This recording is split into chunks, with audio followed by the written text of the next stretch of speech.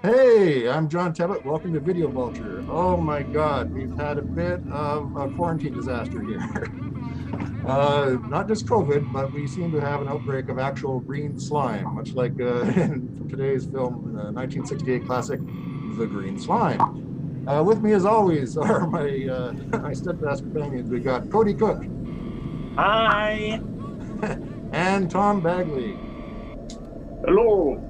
both speaking from secure locations. Yes. We had to flee the Gamma 3 station where we were originally going to film this. It's been overrun with rapidly reproducing slime monsters, but we're going to finish this episode one way or another, right, guys? You bet. We will. All right.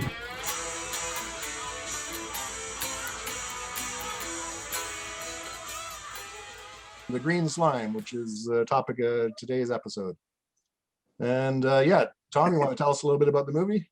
Yeah, it was shot in 1968, and it was the original Japanese title, because it's a Japanese-American co-production, was Gamma 3 Great Space War.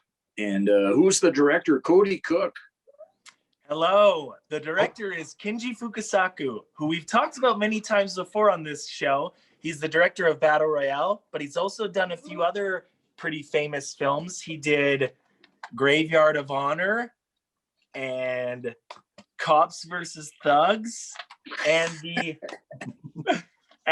Battles Without Honor and Humanity, 8 films. But he's done a ton of other films, but we're going to mainly focus today on his 68 outing, The Green Slime. Absolutely. Yeah. And we're all big fans of this particular director. Pertinent to our current situation, he also directed a movie called Virus, which was about a pandemic. Timely.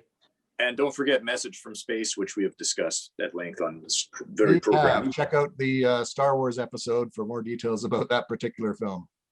Okay, so let's kick things off. There's a crisis in space, and we bring in our hero Rankin, who has to talk to Mission Control, played by a guy who looks a lot like Brent from Corner Gas. We're introduced to the lead, the handsome, rugged lead in this scene. This is Robert Horton, who was in everything back then. He was just constantly in TV. He was in tons of westerns. I think he was on Wagon Train for a couple of years, and then I think he quit to become a singer, like a musical theater star, and they got a guy that looked just like him to replace him on Wagon Train. That's because he's generic, but yeah, one of those guys good at sweating. He gets the sweat beads, so he looks intense.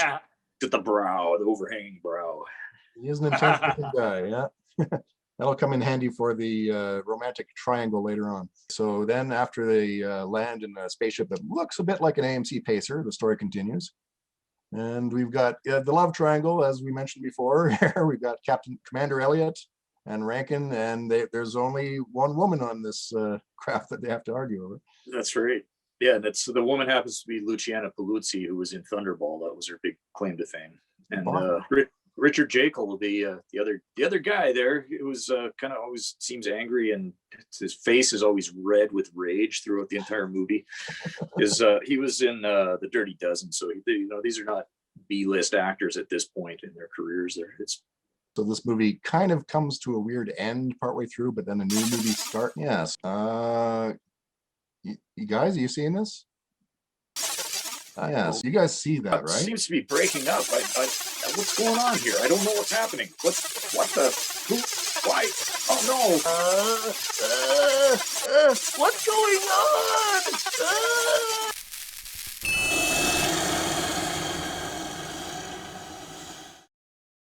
Jack, that damn thing you're on is accelerating.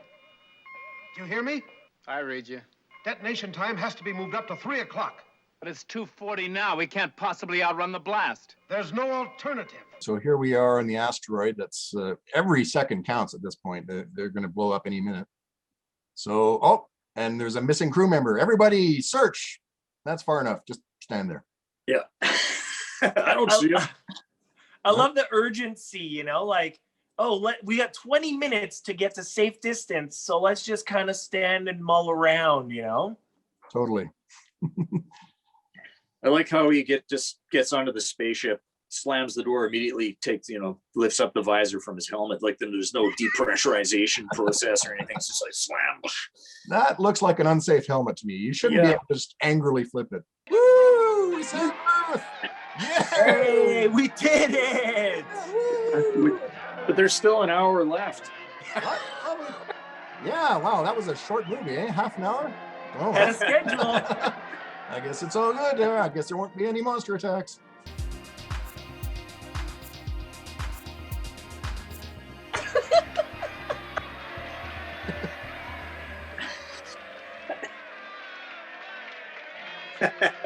And now, whoa, we've got monsters. We have proper Japanese rubber suit monsters in this movie now. Yeah, they started off as just green blobs, but they've progressed.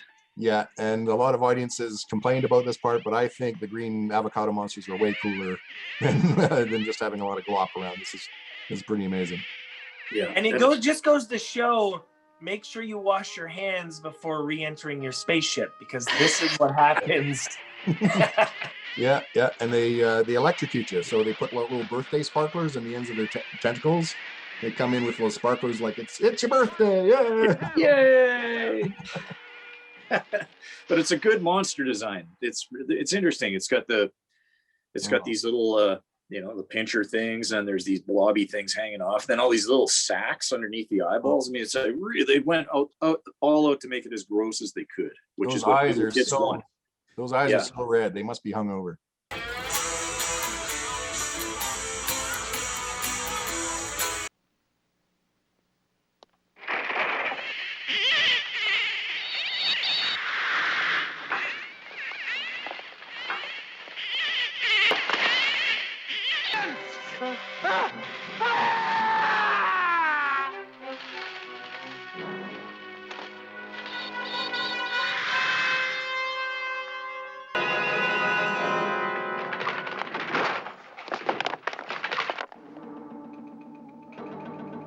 Everyone tilting around. Yeah.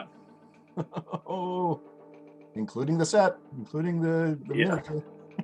So the space station is now falling towards Earth's orbit. It's free fall, yeah. Yeah. It still has the exhaust coming out of the back, though. It looks That's great. right. If they can I heroic. love that exhaust. Whoa! Quickly get away before it explodes. They must explode. There's those hot dogs. The hot dogs. And so now this is coming up is probably, I think, one of the better scenes, or if not the best scene of the film, is the burning space station hurtling towards Earth. Just fantastic. They're all burning up the little spore guys all over there. So what do the monsters think of all this burning? Oh, they don't like it. They don't like it. I mean, fire works. Why didn't they just use fire right from the beginning? It's getting hot in here in this kitchen. And here we go. Impact to Earth. This is the best scene in the movie, in my opinion. So yeah. Don't build it up too much, Cody. Kaboom. Kaboom. Great, man. Great. They totally ripped that off of the Death Star. Yeah. Gotta say. Earth is safe. We're pretty sure. Yeah. Yeah, we only just dropped a space station on it. Earth is fine. Guy, are you seeing this? There's problems at Mission Control. Again. What is that? Is that... We did it! Hey! Yay! All right, this has been Video Vulture. Thanks for watching. Stay schlocky.